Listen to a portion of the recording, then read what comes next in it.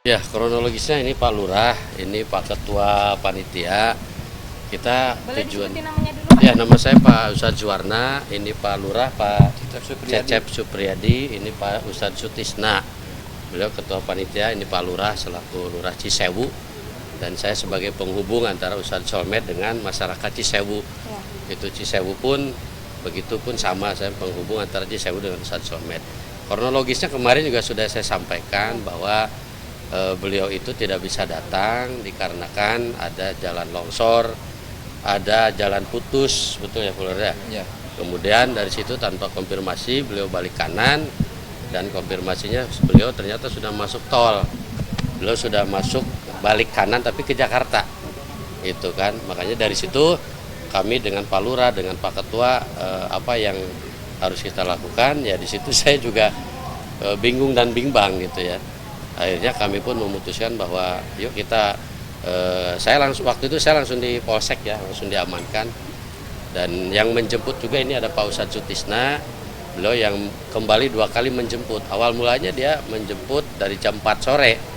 Terus Ustadz Solmed bilang, udah duluan aja, deket ini kok. Dan mohon maaf, kami tidak ada perdebatan. Seperti yang disampaikan Ustadz Solmed, katanya ada perdebatan waktu mau penjemputan, sama sekali tidak ada. Di situ hanya bilang cuma 1,5 jam saya istirahat ke hotel, beres-beres dulu, habis itu saya maghrib berangkat. Dan disitulah saya menyerahkan uang sebesar 6 juta rupiah, di awalnya DP 2 juta, buktinya ada 2 juta saya DP untuk mengunci tanggal beliau, 6 juta pelunasan disaksikan oleh Pak Ketua. Dan saya uang itu serahkan ke Remo, supirnya Ustadz Solmed, karena itu diperintahkan oleh Ustadz Solmed, uangnya diserahkan ke Remo katanya gitu, ke supirnya. Nah, disaksikan oleh Ketua Panitia. Sehabis itu saya berangkat duluan dengan penjemput karena beliau mengutus kami untuk silakan duluan berangkat. Nah, tiba-tiba jam 8 tepat beliau baru mengabarkan bahwa beliau sudah akan pulang ke ke Jakarta. Nah, dari itu kami sudah mulai panik, warga sudah mulai mengepung, warga sudah mulai guncang, dan disitulah kami langsung diamankan di Polsek, didampingi oleh Pak Lurah, ada Pak RW juga. Saya di situ alhamdulillah diamankan lah dari amukan warga seperti itu. Adapun permasalahan lainnya seperti uang rokok itu beliau sebenarnya menitipkan, tolong bantu bro, saya punya rokok, bantu jualin lah ke warga. Jadi karena kekesalan warga akhirnya rokok itu dibagikan apa dilempar waktu itu Pak Lurah? Dilempar ke mobil, Ya.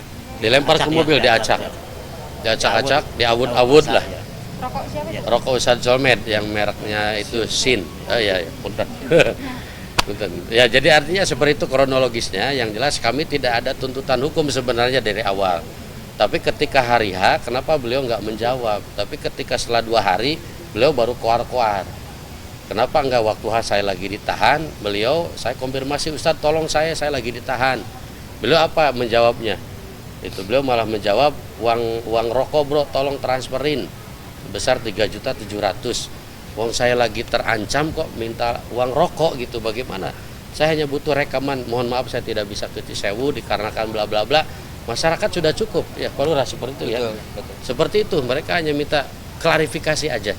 Tidak ada tuntutan apapun, walaupun warga panitia sudah menuntut saya sebagai pihak penyambung, sebagai pihak manajemen. Akhirnya saya mengeluarkan uang 12 juta rupiah ke Pak RW ya, waktu itu disaksikan Pak RW, ganti rugi yang dikeluarkan biaya panitia sebesar 12 juta, dan saya sudah kembalikan surat buktinya juga ada, surat penyelesaiannya juga saya sudah siapkan dengan warga.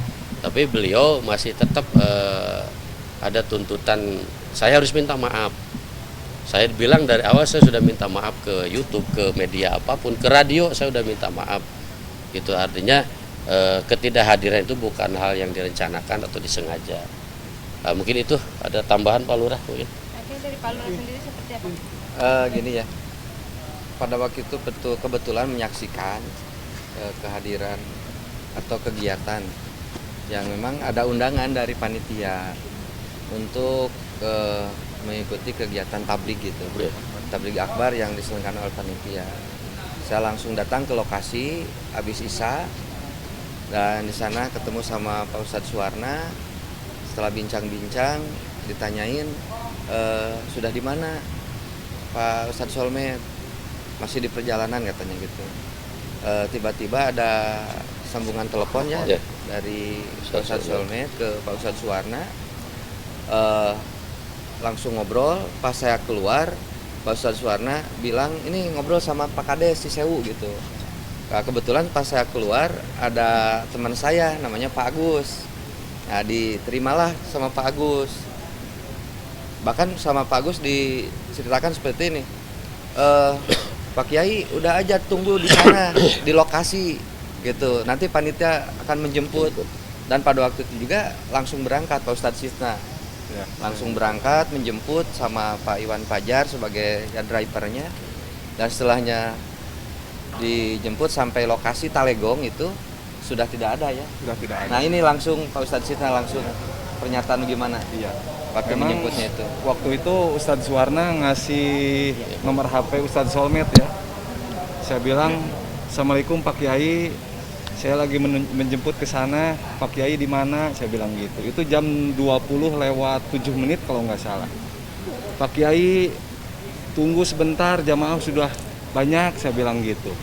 Sehingga pada akhirnya jam 9 saya nyampe di lokasi waktu jalan alternatif itu. Saya tanyain ke petugas, katanya udah masuk ke sini Ustadz Solmed, cuma katanya pulang lagi katanya gitu.